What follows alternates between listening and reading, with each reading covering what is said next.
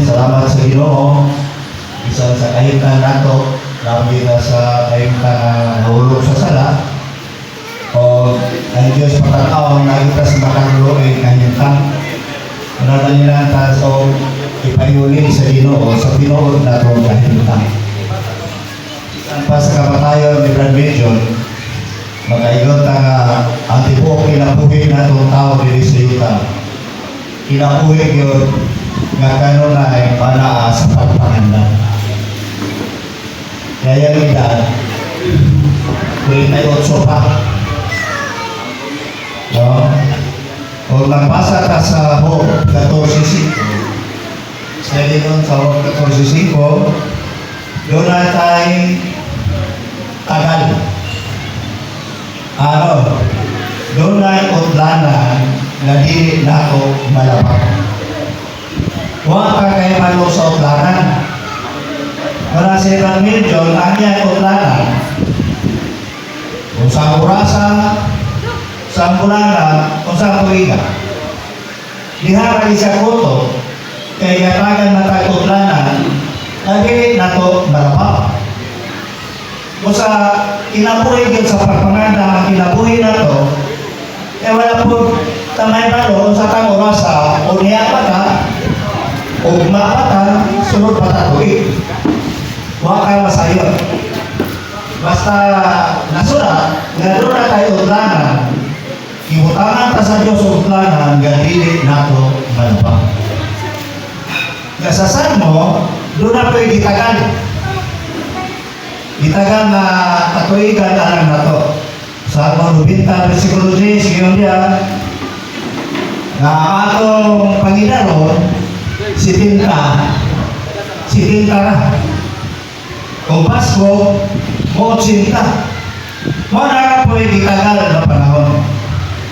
So, kung utlanan na suka, huwag ka mahibalo. Pero sa itagal na panahon, doon ay katuigan alam na ito. Si Tinta na po, o sinta. Kaya kung nung na ito, hindi kita kasali sa atong tawanong kinabuhi. Na kinalita mga pagpangandam. Saan man ito ni pagpangandam. Kung saan man ito pagkatubang, hindi nga kahitang. Nagitudlo naman sa Diyos, nakita ang tanan, mga matay yun. So kung nangamatay ka, kung saan man ito pagpangandam. Parang itinanga na ito magbasa tagpulong sa Ginoo para may balot ka kung saan na ito pagpangandam. Tudloan ka sa pulong sa Ginoo. Hindi na ito ipanaple ang pulong sa Ginoo dahil magtuma na punta katuwa. Kaya kasagaran ba na ito ang unang-una ng mga tao, repilios kayo sa pulong sa Ginoo. Makalagan ako mangutanan ng mga tao. Pangutano na ko, gusto mo ba po Diyos?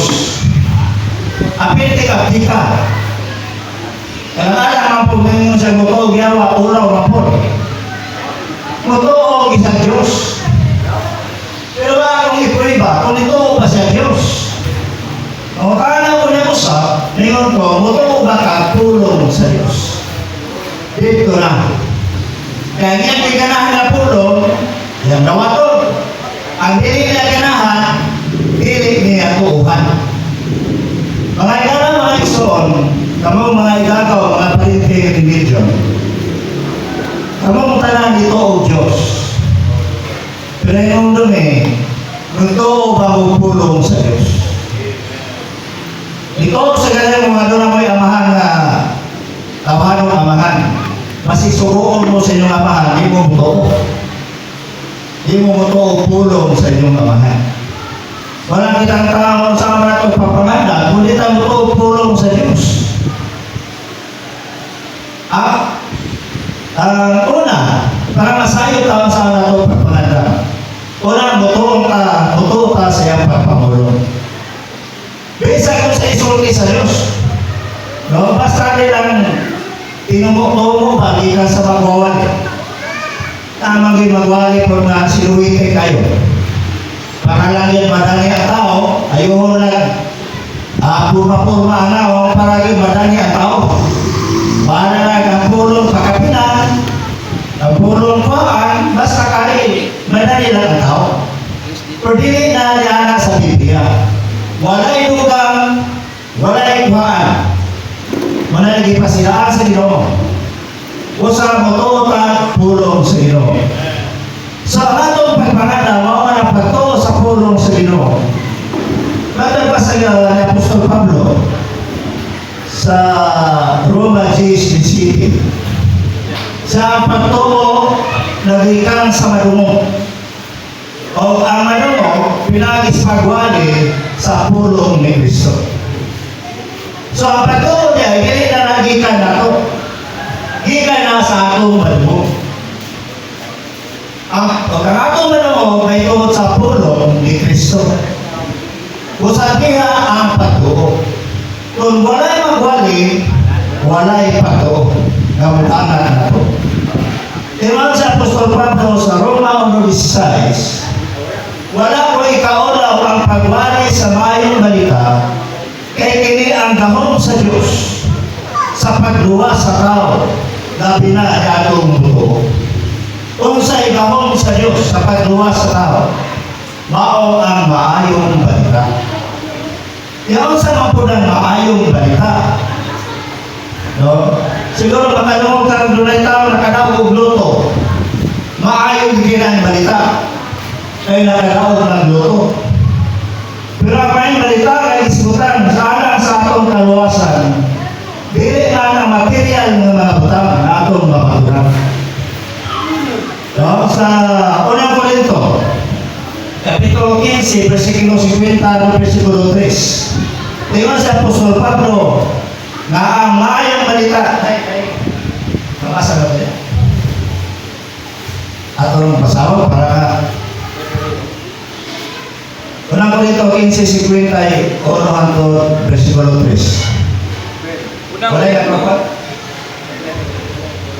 Wala? Sige. Unang Korinto 15:51. Aniya karon sultian ko kamo sa usa ka misteryo, dili tang tanan mga tulog, apan usbon tang tanan. Lalo, unang Korinto 15:1. Uno. O, versikulo. Anto 3. Mali ang mayong balita. Kaya totoo ka, para maluwas ka. Sige. Uno. Karon gipahibalo ko kaninyo mga igsoon ang ebanghelyo nga ginsangyaw ko kaninyo nga gidawat sab ninyo nga maoy inyo sab nga gibarugan. Dos, nga pinaagi sab ni ana anam-anam nga giluwas mo kun gikuptan ninyo ang pulong nga gisangyaw ko kaninyo ingon nga ebanghelyo. Gawas lang kung kawang kamo nga nituo. Siguro 3. Tres, kay gihatag ko kaninyo una sa tanan ang ako sab nga nadawat nga namatay si Kristo Namatay si Kristo. alang sa atong mga sala, Alang sa atong mga sala. sumala sa kasulatan O. o nga gibanhaw o nga gilubong siya Lubog. o nga gibanaw siya Gibanhaw. sa ikatulong adlaw Sumala sa kasulatan. Sa'yo na kayo ang may balita. Si Kristo namatay dito sa cross alang sa atong mga sala. O niya nga siya ginubog o sa ikatulong adlaw na panahon. So ang kamatayon o pagkabanaw sa Ginoo mao ang maayong balita. Wala sa Marcos 16:16 sa ingon sa Ginoo. Gikan sa Marcos 15 14. Sa dahil napanaw ang Ginoo, ikasama niya ang iyang mga tinunan. Ano man? Kahit wala sila mutuo na siya mapanaw. Ang ilang dituuhan na siya mamatay. Wala may tao sukat na namatay o niya napanaw. Pag-inom sa Ginoo, Marto ko sa Jerusalem, ilang kulutusong, ilang kong ilansang sa cross, paksyon ko nila o mamatay ko, o ikatulong ka adlaw mabanhaw ko. Wala sila maminaw ang pagkabanhaw. Ang ilan na paminawan na mamatay siya. Kung ang pagkabanhaw niya, Gidoob siya sa mga tinunan, iyang gikasapan, tungkol sa kawalan pagtuon isugo nila nga siyang mabanhaw gikan sa mga minatay. Kapag isugo sila, sa iwali nun ninyo kining maayong balita ngadto sa tibuok kalibutan. At sa panlakaw mo ngadto sa tibuok kalibutan, o iwali ninyo ning maayong balita ngadto sa tibuok kabuhatan. Ang totoo magpabautismo nga luwas. Apan ang dili totoo pagawman sa sino. Walang isugo sa Ginoo. Ang maayong balita, simpira, si Kristo namatay tungod lang sa atong mga sala. Naghimo siya nalakupong sa tanang na kamatayon dito sa cross, aron lang pagwantang sa sala sa kalibutan. O sa karon wala kay sala ang tibuok kalibutan. Totoo mo? Ngayon, dili lagi, daghan lagi mga sasala. Awalan na to. Ang wala pa yan nasa Exodo. Sa Exodo, isugo sa Diyos ang iyang katawan na mag-ihaw o karnero. Ang dugo, ipahit sa balaban sa balay o sa pultahan sa balay. Buhangin ang gabi na ang manunod o patyo ng tanang panganay sa ito tutok sa balay na may dugo. Kung sa may itanaw sa manunod na mapatayan ng gabi una, dili ang mata sa tao na nasa balay. Ang itanaw sa mapatayan ng ibo na manunod na maura ang dugo. Walang gingon sa Hebreanon, Naipi 22, kung wala'y pagmula sa dugo, wala'y pagpasaylo sa sala. Okay? Nagpasabot nga, dili binuhakan nato ang atong kaluwasan. Dili hinimo sa atong binuhakan. Hinimo ni sa dugo ni Kristo. Kung dili na muli ang manulog na sa balay, kung kawatan banitawanan, para hubog banitawanan kay patyot. Dili, ang dugo, basta balay ko na yung dugo. Dili hukman sa Diyos. O sa nakalipin na tulong, kaya doon na yung dugo, giula para na to.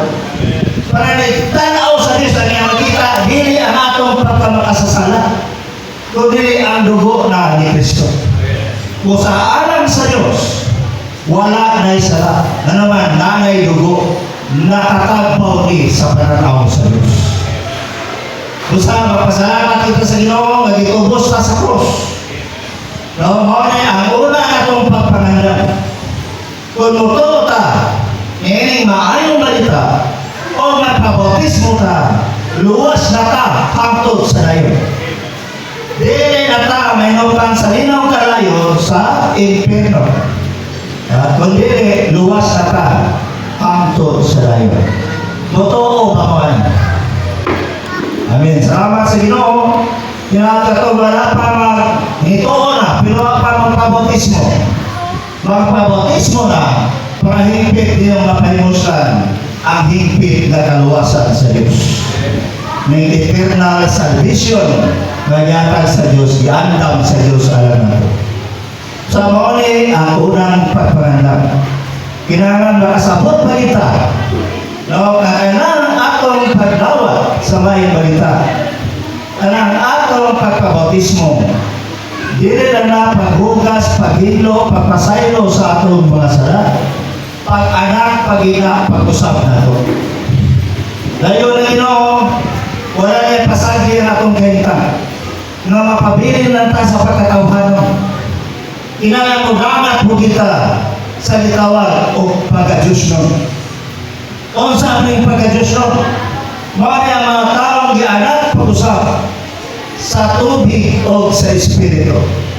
Gianak sa Diyos nun na kinabuhi. Ano sa mga tao na yung Diyos nun? No? Sa una, ang Diyos nun na nagpaglutas, kada Domingo, gabaklay, tayo simbahan.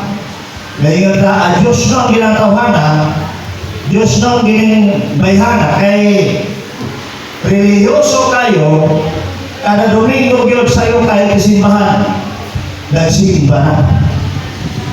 Pero sa Biblia, tinignan na ang Diyos nun.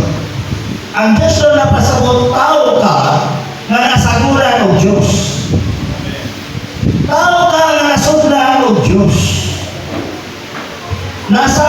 ang Diyos o ang tao. Manang gitawag Diyos, no? Misal yung kag-Kristohanon. Hindi, gamay buta ang tao kung kag-Kristohanon. Nagpasabot ang Kristohanon nga si Kristo ikaw nausa nasagol hangtod sa dayon. Tao ka na nagpanaya o Diyos, kaya nasagulan ka Diyos. Tao ka na nagpanaya o Kristo, kaya nasagol nausa si Kristo nimo. Tao kang espirituhan, kaya nausa ka o nasagol sa Espiritu. Minsan sa mga kasalanan, masayo ka sa iyong pagkinabuhi adlaw-adlaw. Pero tao, gihapon ka, nasagol sa Diyos. Ano man, gianak ka pag-usap sa tubig o sa Espiritu. Wala itong pagpanganda. Dili kaya maningkamot ang nahimong buutan. Kailangan ianak ka pag-usap. Importante kayang pag-anak pag-usap. Yan ang bautismo sa tubig o sa Espiritu. Pero man, pagkahimo na ito ng anak sa Diyos. Eh, walang roses, talang ito, dinawag niya, nagkakag sa katulod, gamay mo, mga anak sa Diyos. Kasama na ito. Dali. Diri ka rin po.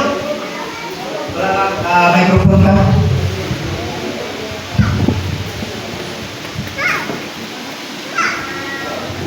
Walang roses.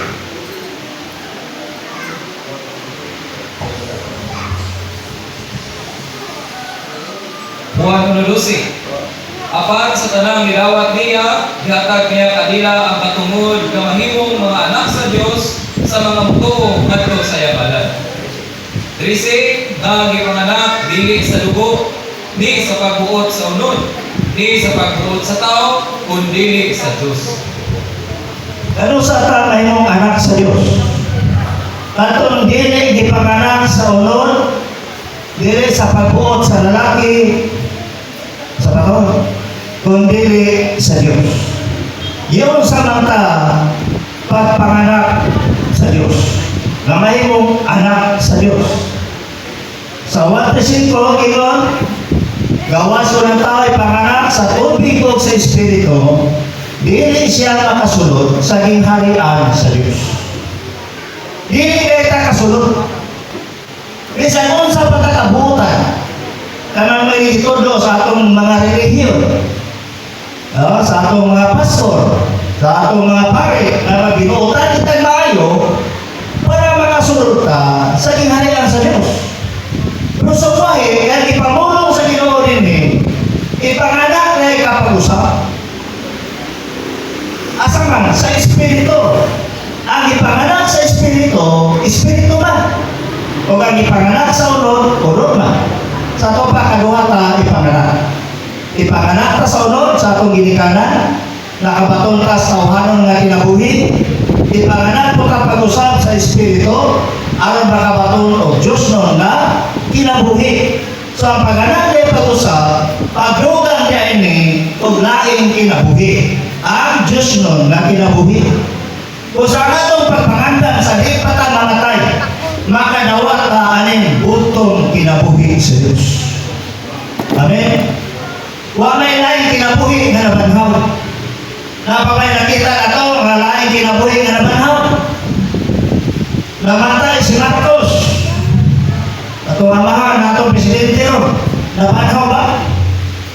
Si Mausito. Namatay.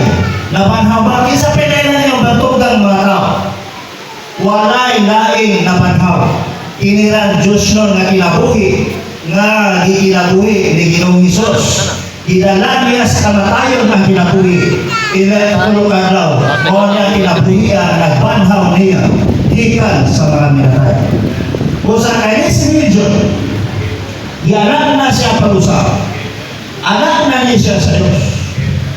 Namin sa Diyos nun nga kinabuhi. Ang kinabuhi na nabanhaw, ikan sa mga minatay. Usa mapanhaw po siya.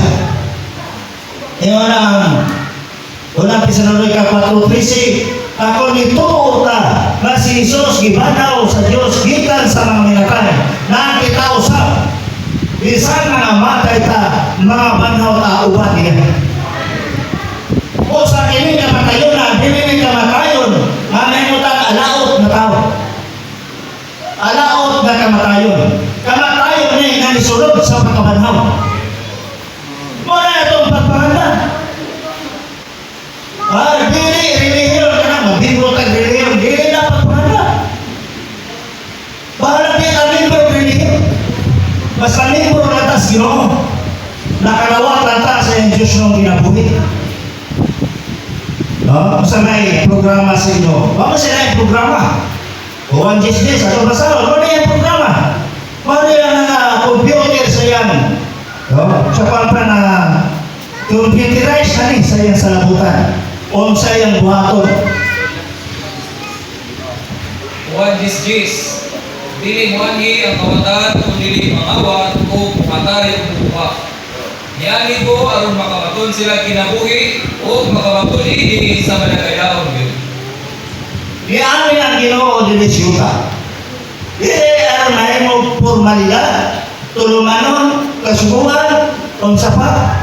Niani siya aron magdala kinabuhi. Nadala siya kinabuhi nga hinato. Ihatagan taniya o kinabuhi. Kung sa mga kinabuhi yan, kung sa Juan 3:16, kagiyatag ang buktong anak, aron ang tanan mo to niya dili malaglag. Dili malaglag. Asa ang malaglag? Linaw ang kalayo. Kung dili makabaton Ginoo o kinabuhi, walay katapusan. Ang tanan mo to mudawat sa Ginoo sa buktong anak sa Dios. Makadawat o kinabuhi, walay katapusan. So nagpasabot na kining kinabuhi naasa na. Dili ka kadawat o kinabuhi kundi ka mudawat sa anak sa Dios. Dili ka mo to mudawat niya wa kay kinabuhing dayon. Pag mamatay ka, mura kag mais nga binhi sa mais nga gipugas nga butikon. Ikatulokad na wa ginuturo. Daot ang atibuok natong pagkatao. Pato si Moses sa iyang pagsulod sa pagpangalagan, ipakuot siya sa iyang lughan. Ingon ang Diyos, isulod niya mong kamot sa iyong lughan. Nasulod, pagawas, napuno sa sanla ang iyang kamot. Nagpasabot na sa tibuok natong pagkatao, walay nagpuyo na mas maayo. Kung sa may maayo, sa iyang mapuyan, masudlan ni sa Diyos nun nga kinabuhi. Sa Diyos nun kinabuhi mo na mo preserva na ito. Kung na madawat na ito, amahin mo na itong pagpamandang aron ilig mamatay ta. Mabanhaw po ta ubang sa Ginoo. So salamat sa Ginoo.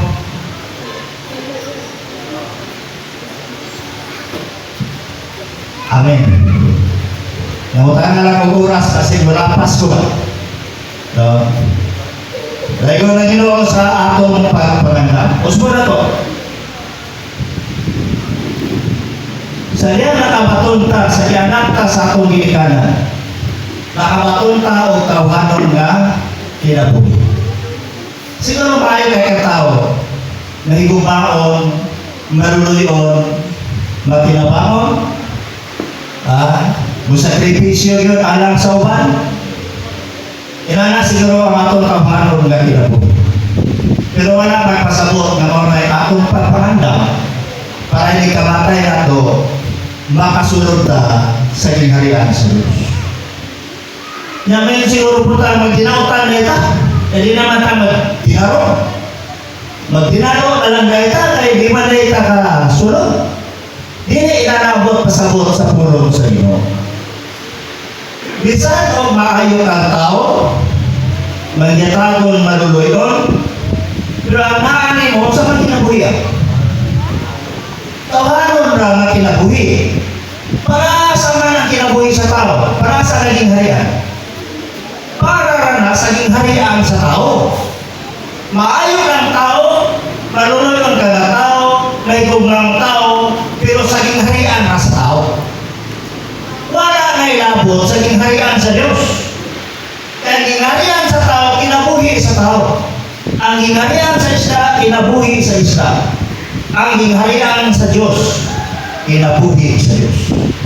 Kung sabi sa doon sa panimukabutan, kung wala mo madawat ang kinabuhi sa Diyos, wa ay labot sa gingharian sa Diyos.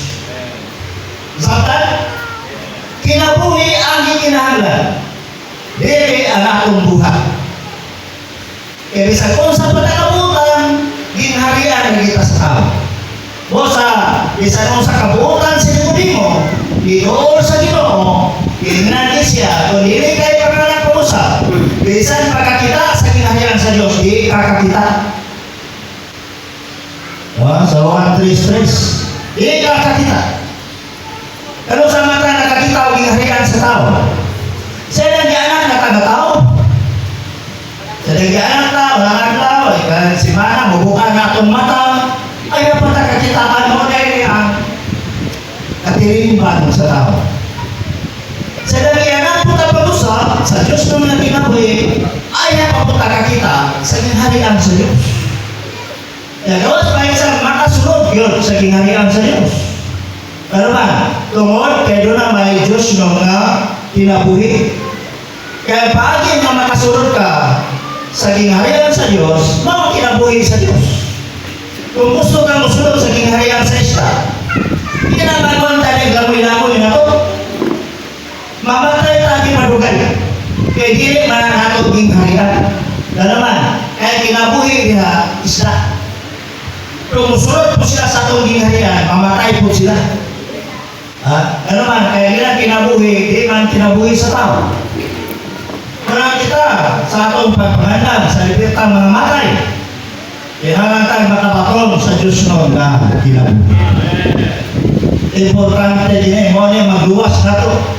Gikan sa kamatayon, ang makasulta sa kinabuhi sa pagkabanhaw.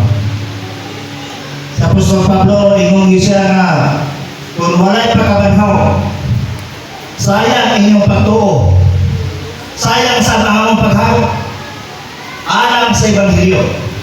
Busa kung wala'y pagkabanhaw, mangamon na lang ta, manginom, magubyata na lang ta, kayo mapatay na ta.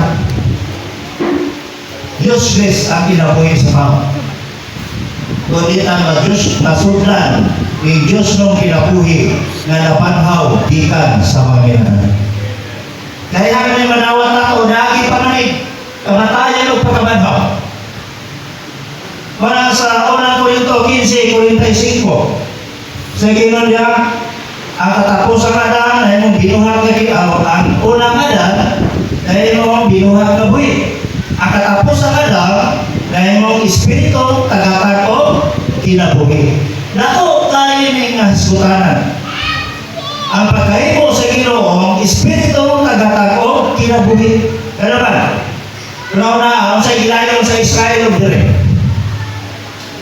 Sa Jerusalem. Kung tuwala sa dito, maaptan makadawat maka Diyos nung kinabuhi. Kung pwede magagandang 100,000, ayan ka maka-abot o Israel. Pagitaon na mong ginawa dito. Wala kayo pag-abot, mo dito, inom mo ka, tuwaan na siya sa langit. Hindi ka dapat Diyos nung kinabuhi. Kailangan niya ang kinabuhi. Mabaraw ka pagkita sa Diyos, masarap para makabatong ka, Diyos nung kinabuhi. Pero noon sa silang pagkabanhaw, tingnan sa Apostol Pablo, nahimo siyang espiritu. Niya tagatagong kinabuhi. Kaya ang espiritu na sa pneuma, sa Griego, pneuma, ginhawa kung hangin. So, ay hangin. Bisa na sa hangin. Makita ang hangin? Dili makita. Yun ay hangin. Makita ang Ginoo? Dili makita. Pero na ang Ginoo. Kaysa mga masaya hangin. Sa diyan mo tawag ka siya ngalan. Mahanggap siya inyong hangin. Manangingon ang Roma 13, isang kisang mutawag sa ngalan sa Ginoo. Naluwas siya. Amen. Ano naman? Naakas niya. Tingnan mo siya sa Mateo 18:20, siya asa ka rin luha o tulo. Magkakatigong sa akong ngalan na ako sa ilang taliwala. Ano ang espiritu mo siya?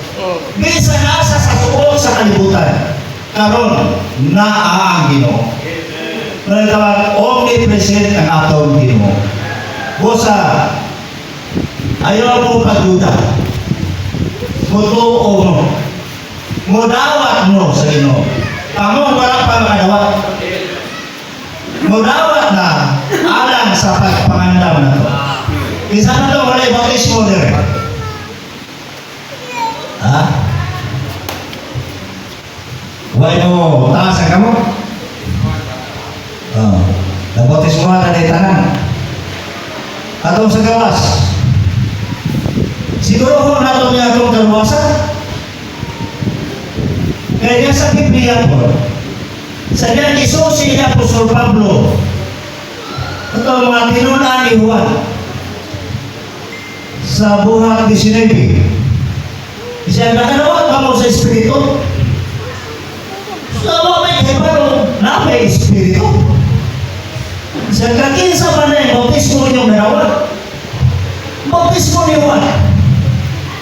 Na, o sa gihimo ni Apostol Pablo, wala epekto ang bautismo ni Juan. Pero yung bautismo ng otro, ang makinunan ni Juan. Na Juan di Baptista, diyan di Baptist. Anong uspan sila ng bautismo? Para masiguro na makadawat sila sa Espiritu. Kaya yun si Apostol Pablo, sa 1 Corinto 12:13 nga gipainom ta sa usa ka espiritu igibautismohan nato sa usa ka lawas.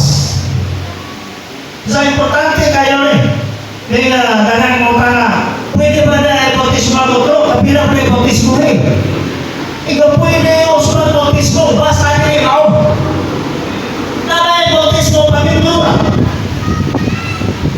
Yang bautismo sa Biblia ay iman pamilyo. Pag kayo pong mga anak sa Diyos, pagsulong sa kinahiyang sa Diyos, hindi man nila pagsulong ng relihiyon. Ang bautismo sa relihiyon na kay maminggo mata ng relihiyon na. Yang bautismo sa Biblia, hindi man nila paminggo ng relihiyon. Relihiyon sila, tinood ginabran, hindi nila makaluwas ang relihiyon. Makaluwas ang relihiyon, hindi. Hindi makaluwas ang relihiyon. Pero si Ginoong Isos, manluluwas. Kung nag-iinan siya sa manluluwas si Maria o si Jose, na kinag-isabang ni mo, ganda ni mo ng Isos, na maway mahimong manluluwas sa iyang katawan. So si Ginoong Isos, manluluwas. Ang relihiyon, hindi makaluwas. Dahil pasabot, kung ipuno ni mo, hindi sila kauban. Si Ginoong Isos ang relihiyon, hindi kauban. Pero man, hindi makaluwas ang relihiyon. Si Ginoong Isos, maluluwas. Mga ito, mga tinunan ni Juan, giusban ni Pablo o bautismo. Kaduha ang bautismo.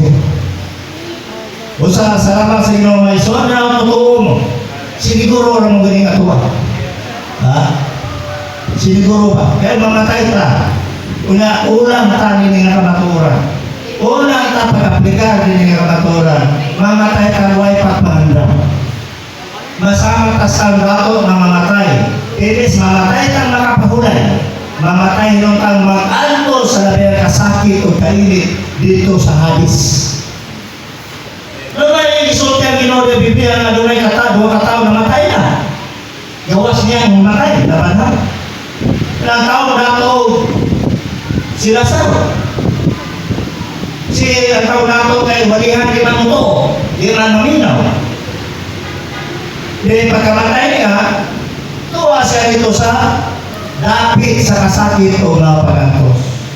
Ihangil ikaw siya mga Abraham, subuhan na sila Lazaro. Ito siya pinatudlo sa dila sa tubig. Or ito siya sa dila, kaya na ako sa labihan na sakit. Kaya ihangil. Gusto mo kang mamatay sa masanda ko? Dili ta gusto. Pero musugot ang dili. Kung dili ta musunod sa protocol Ginoo.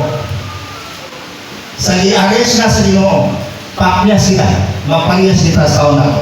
Amen. Kung si Lazaro, dinala sa ang iyang kamatayon, nahimong pahulan, nahimong kahayahan. Tuwa siya uban ni Abraham. No? Nagpahinuro sa kahayahan. Sa layo ng Ginoo, inawat nga tamaan tatandara sa atong pagpaganda. Inawat inyo ning nadawat na pulong sa Ginoo. Amen. Klaro ba ninyo? Dili lang kukutob. Kaya nga pa siguro programa.